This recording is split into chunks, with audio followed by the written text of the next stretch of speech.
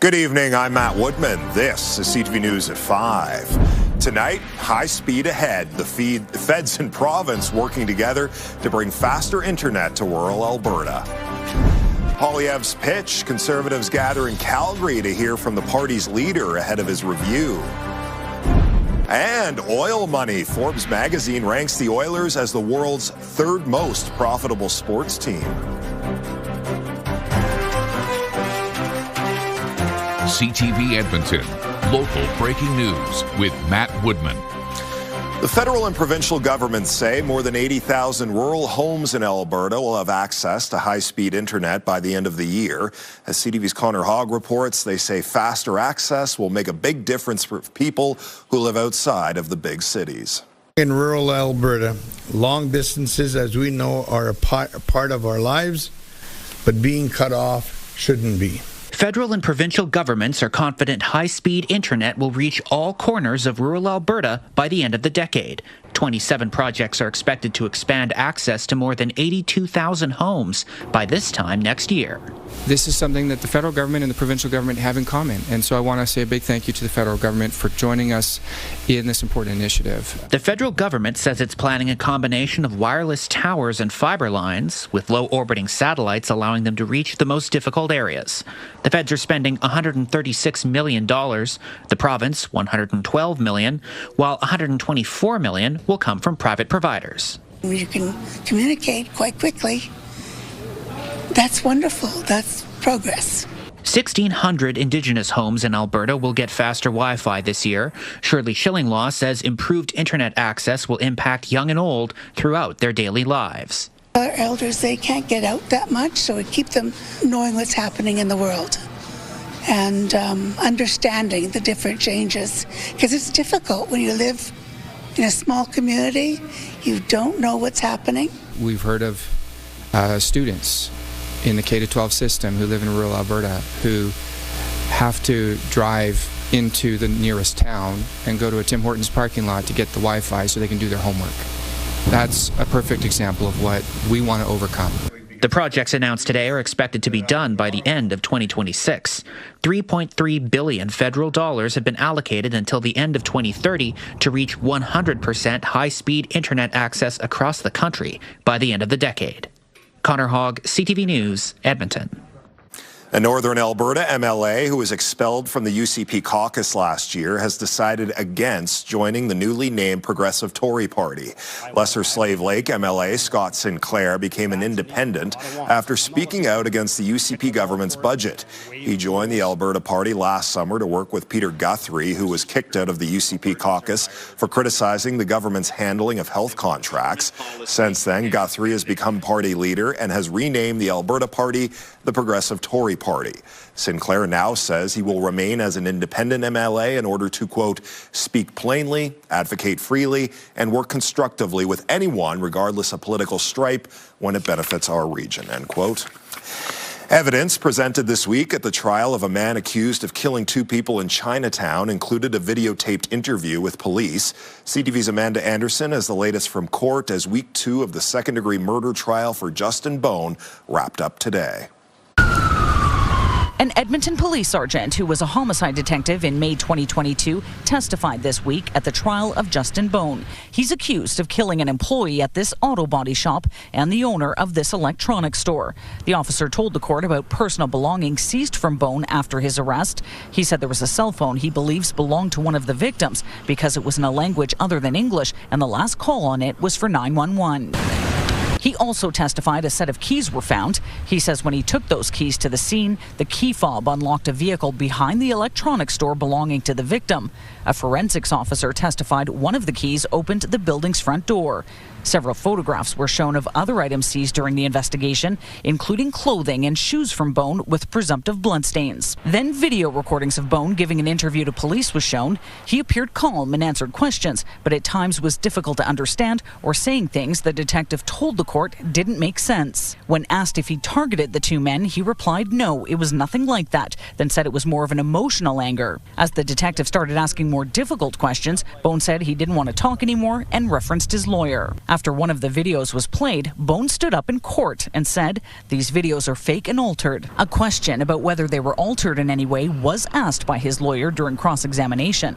The defense also asked about why Bone wasn't given timely access to contact a lawyer after his arrest and suggested to the detective who did the interview that most of what Bone is seen saying was nonsensical. A nurse also testified. Reading from her nursing notes, she said Bone told her he hurt his foot from, quote, stomping on other people. Over the past 2 days, the court has heard from several officers, including those who were with Bone at the hospital to have his foot checked out. One said the doctor did not find anything wrong with it after x-rays were completed.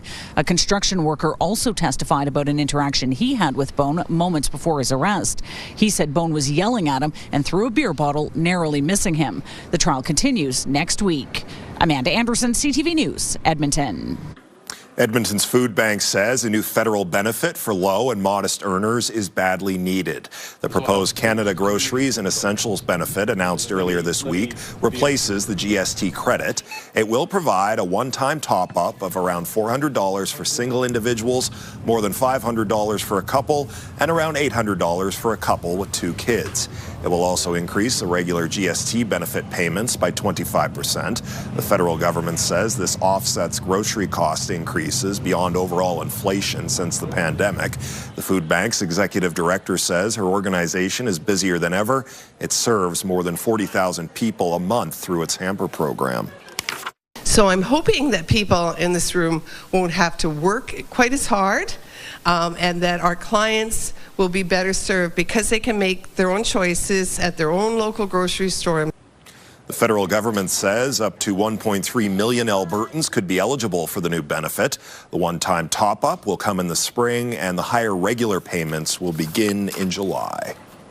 The Alberta Velodrome Association is getting a little more than $1 million from the federal government for the newly opened cycling and triathlon centre.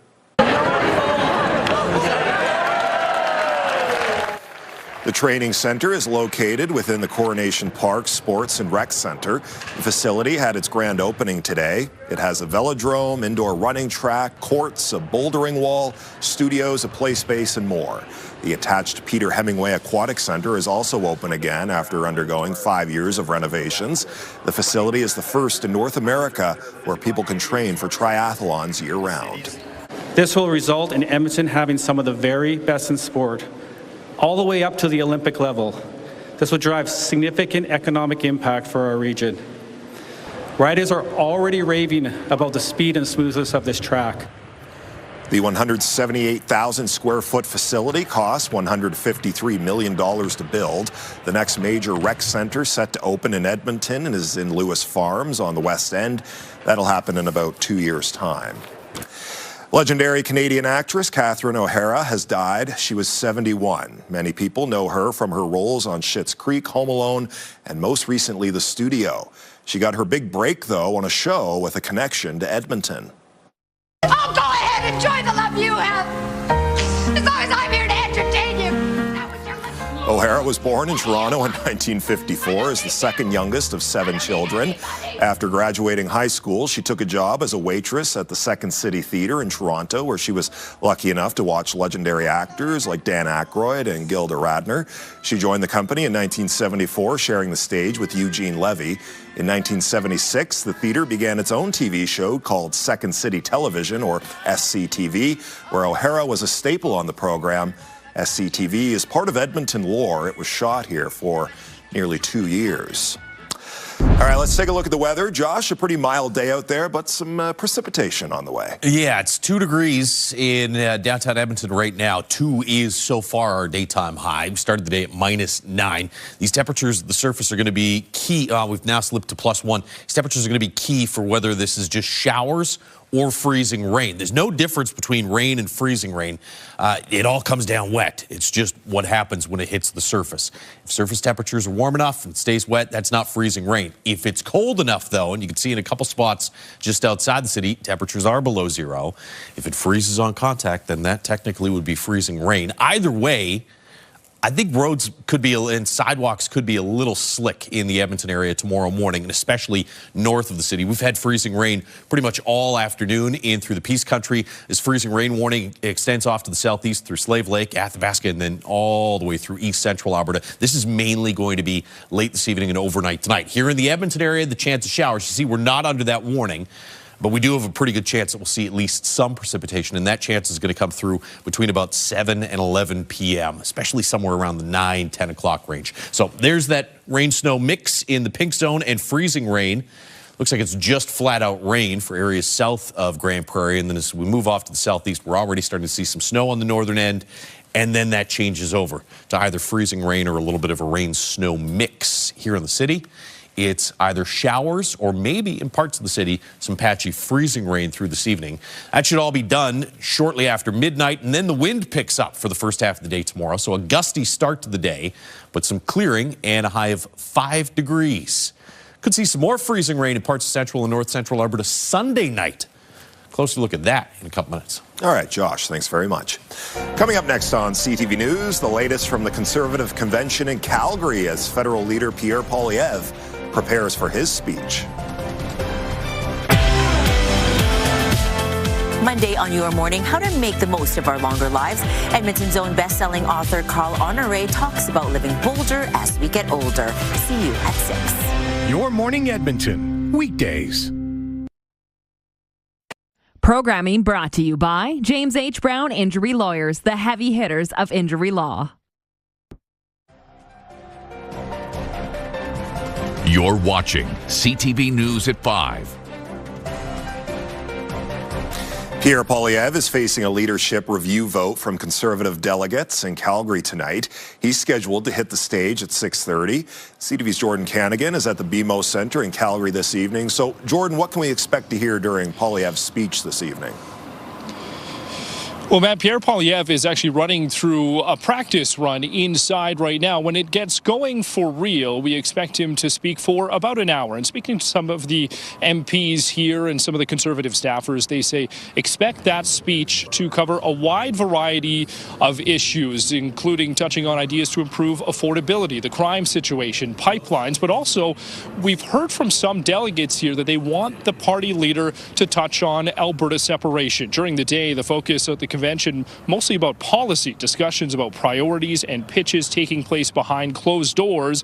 Some will eventually hit the floor. The National Convention serving as a reset for the party after last year's election. It's also meant to chart out the Conservatives' path forward. The leadership vote will happen later on today after Poilievre makes his pitch for why he should stay on as leader. I would love for Mr. Poilievre to talk a little bit about the succession and bring down the temperature and focus on ideas rather than the rhetoric. And I think he's done well so far. But I would, I'm hoping Mr. Poilievre can just focus on solving problems. Now, leadership review voting will go on for about 2 hours, and it will begin right after Poilievre wraps up that speech. It is widely expected that he will have significant support when those results come in, and they are expected to come in just before midnight tonight. Matt? All right, CTV's Jordan Canagan live in Calgary tonight. Thank you. Still to come tonight on CTV News, a local rapper becomes only the third person from Edmonton to be nominated for Best Rap Album at the Junos. To be able to get some recognition, especially for Edmonton, it feels really good. Programming brought to you by James H. Brown Injury Lawyers, the heavy hitters of injury law. It's just so I hit yourself, but it ain't ring a bell. Local rapper Arden is nominated for Best Rap Album at this year's Juno Awards. The Junos celebrate the best in Canadian music. Arden is one of the 3 Edmonton artists ever nominated in this category. He told CTV Your Morning he doesn't come from a musical background. When I was like 16 years old, I just started writing music, and I don't know really where it came from, but I just kept going with it. I used to play drums in a church, and I went on to guitar, but I quit guitar and then ultimately just found my thing with just writing music and recording music. The music grind it's a really hard game, and it takes a lot of patience, and it takes a lot of, just putting your 10,000 hours in. So to be able to get some recognition, especially for Edmonton, it feels really good. The Junos are handed out March 29th in Hamilton, Ontario. A new analysis by Forbes magazine ranks the Edmonton Oilers as the third most profitable sports team in the world. A local economist says revenue from recent playoff runs, paired with the maturing Ice District real estate, are likely factors that put the Oilers in company with the Dallas Cowboys, LA Rams, and Manchester United. CTV's Jeremy Thompson reports.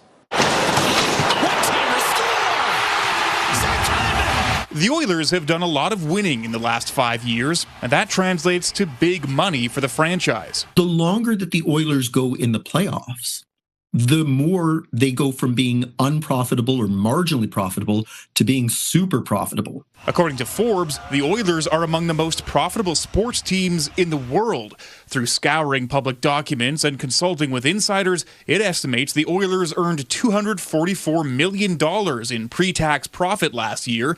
That puts the team in third behind sports juggernauts Dallas Cowboys and the NBA's Golden State Warriors.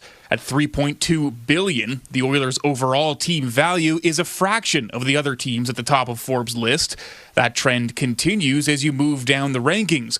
Popular clubs like the Maple Leafs, Manchester United, and the New York Rangers are all worth more than the Oilers, but earn less. I was surprised they were up that high in a list that encompasses as many teams that it did. I mean, even F1 teams. Radio host Reed Wilkins says the numbers reflect a dedicated fan base, despite common complaints about beer and ticket prices. It's something that people want to engage in, and one way to do that with your favorite pro sports team is to spend money on loving them. Forbes estimates the Oilers' overall value has skyrocketed in the last decade, from less than $500 million in 2016 to more than $3 billion now.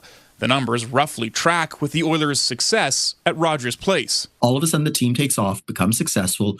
Ticket prices skyrocket because it's a new arena in an exciting place. And then, of course, the last 2 years of going to the Stanley Cup final is just free money. This economist thinks the team's value is closely tied to owner Daryl Cates' stake in Ice District, though the article's authors say their estimates reflect the economics of each team's stadium, including revenue from concerts and other non-sports events, but they do not incorporate the value of the stadium real estate. No matter the reason, Wilkins believes the Forbes ranking earns Oilers fans a little pride. I mean, for little old Edmonton, right? We still have a bit of that complex, like, hey, look at us, look at us. This is definitely a look at us moment. Jeremy Thompson, CTV News, Edmonton. And the Edmonton Oilers have won 3 games in a row for the first time this season. Here's McDavid.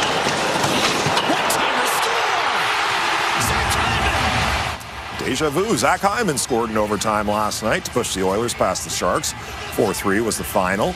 The Oilers were trailing 3-0 heading into the third period. They scored twice with their goalie pulled, including that blast from Evan Bouchard, which tied the game with less than a minute to go.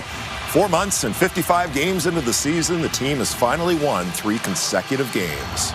It was not a great game from us, obviously, so I guess it was going to take a game like that, like an ugly one, to just get over the hump there. Crazy stat with where we are, I guess. But won 3 in a row, so we can stop talking about it. The Oilers face the Minnesota Wild tomorrow night at 8 o'clock at Rogers Place. The Olympic Oval in Calgary is creating a unique permanent display honoring the Games. Nearly every Winter Olympics torch dating back to the 1988 Calgary Games is now on display at the skating facility. The display also highlights Canada's speed skating success. A philanthropist has been collecting the Olympic torches that are now on display. The opening ceremony takes place February 6th. CTV News at 5 continues. Programming brought to you by Senior Home Care by Angels, Canada's choice in home care.